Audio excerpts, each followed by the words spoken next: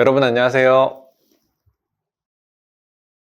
이번 시간에는 한국 현악기의 세계, 가야금에 대해서 알아보도록 하겠습니다. 먼저 가야금의 유래에 대해서 살펴보도록 하겠습니다. 가야금은 삼국사기 권 32 악지에 기록되어 있습니다. 이에 따르면 가야라는 나라에 우륵이라는 사람이 살고 있었습니다. 그런데 가야가 멸망할 것을 우려해 신라로 망명을 요청했습니다. 신라의 진흥왕은 이를 받아들이게 됩니다. 그래서 우륵에게 학생 3명을 붙여주었습니다.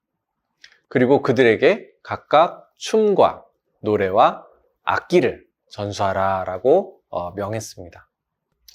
우륵이 그 받은 제자들에게 춤, 노래, 악기를 전수했는데 이들이 스스로 음악을 만들어 연주하기까지 이르렀습니다. 그랬더니 우륵은 처음에 화를 냈습니다. 근데 가만히 듣다 보니까 이 음악이 꽤 괜찮았던 모양입니다. 그래서 나중에는 감탄을 하면서 그 음악이 참 바른 음악이다.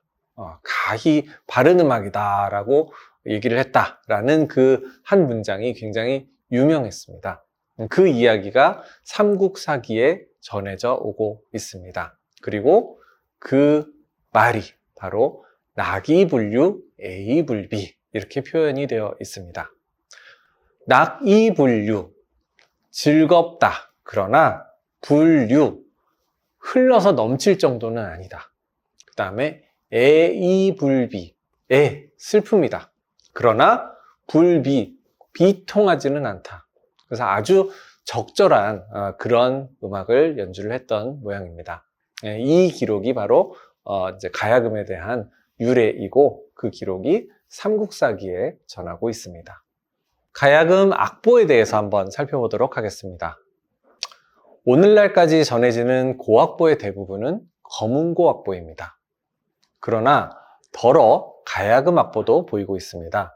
가야금 연주를 하기 위해 기록된 고악보는 졸장말록, 동대가야금보, 동대율보, 방산한시금보, 무의산수, 금은금보, 소각원보, 그 중에 신편이라고 있습니다.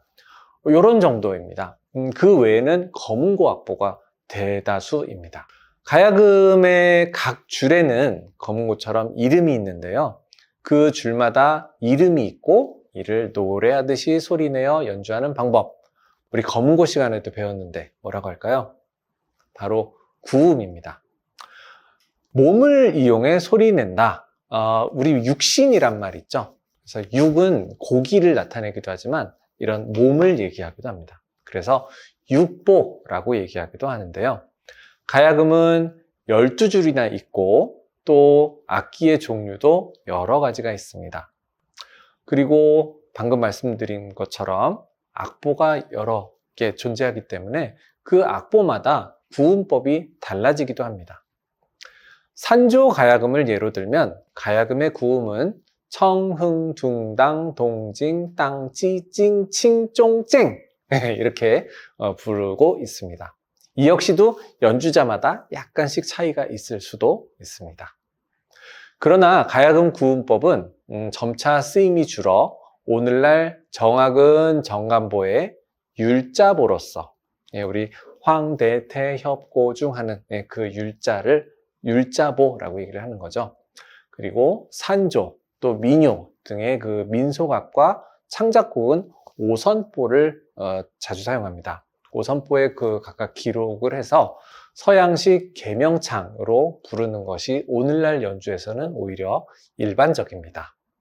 가야금의 구조 역시 검은고와 마찬가지로 바닥은 평평하고 악기의 위쪽은 둥근 모습을 띠고 있습니다.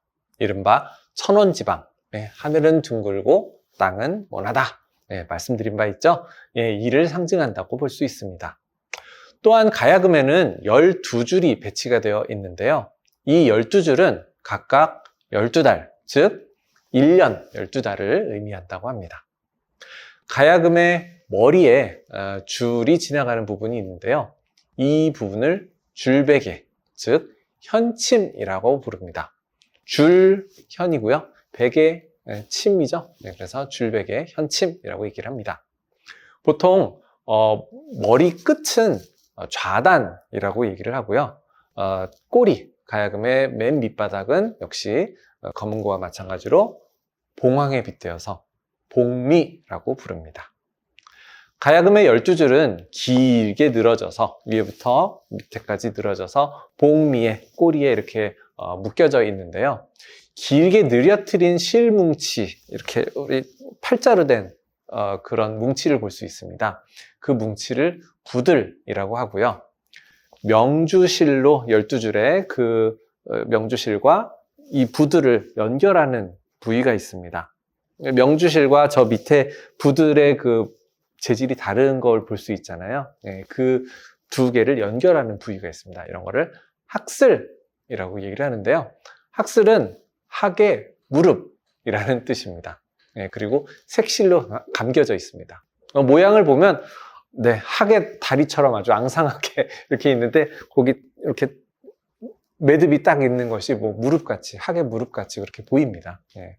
이름도 참 잘 지은 것 같습니다. 그래서 가야금의 종류에 따라서 머리 모양이 또 다른 그런 경우도 있습니다. 특히 이렇게 꼬인 모양이 있는데요. 그런 거를 양이두, 양의 머리라고 부르기도 합니다. 가야금을 뒤집어서 뒤편에 보시면 줄을 조여서 줄의 장력을 조절하는 돌괴라는 장치가 있습니다. 검은고 때도 있었는데 기억이 나실지 모르겠네요. 이렇게 조그만 부품이고요. 이렇게 하나씩 조율을 하면, 이렇게 돌리면 장력이 하고 이렇게 조금 올라갈 수 있겠죠. 그러나 많은 음정이 큰 거를 조절하기는 어렵습니다. 줄의 수만큼, 즉 12개가 있습니다. 요거를 돌리면 장력이 세지고 또 반대로 돌리면 음이 내려갈 수도 있겠죠.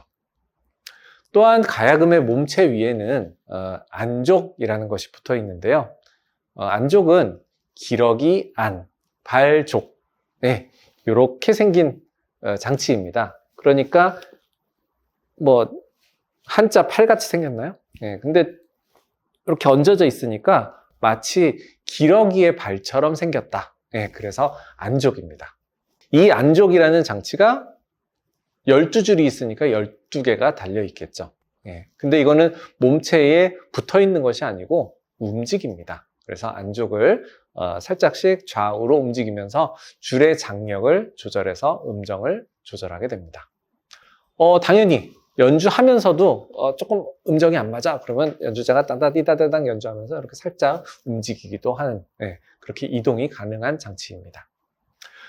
또한 가야금 줄을 새로 얹었을 때 역시나 이 가야금 줄이 명주실, 자연에서 온 거잖아요. 경우에 따라서 끊어질 수도 있고 또 이렇게 늘어질 수도 있고 그렇습니다. 그래서 특히나 새로 얹었을 때는 이 줄이 땡길 때마다 늘어납니다. 그러니까 연주를 땅땅 하다 보면은 땅동동동동 이렇게 장력이 툭 떨어지는 거죠. 그러면 이제 다시 땡겨서 장력을 얹어 놓고 하는데요. 그럴 때 처음 얹었을 때는 검은고처럼 이걸 땡겨서 이렇게 장력을 유지하지만 연주를 하다가 조금씩 풀어지는 경우에는 안족을 살짝 옮기면 충분히 그 장력이 원하는 장력이 도달하겠죠. 그리고 또 무대 위에서 이렇게 뜨거운 조명을 받으면 이 실이 이렇게 힘없이 풀어지는 경우도 있습니다. 그래서 연주자들이 가야금 연주할 때 약간 뭐 조금 필요에 따라서 조금씩 음정을 조절할 때는 안족을 통해서 대부분 조율을 하고 있습니다. 네, 이상과 같이 우리 가야금에 대해서 기본적인 사항을 알아보았습니다. 다음 이 시간에는 가야금의 연주 또 시연을 통해서 조금 더 자세히 공부해보는 시간을 갖도록 하겠습니다. 수고하셨습니다.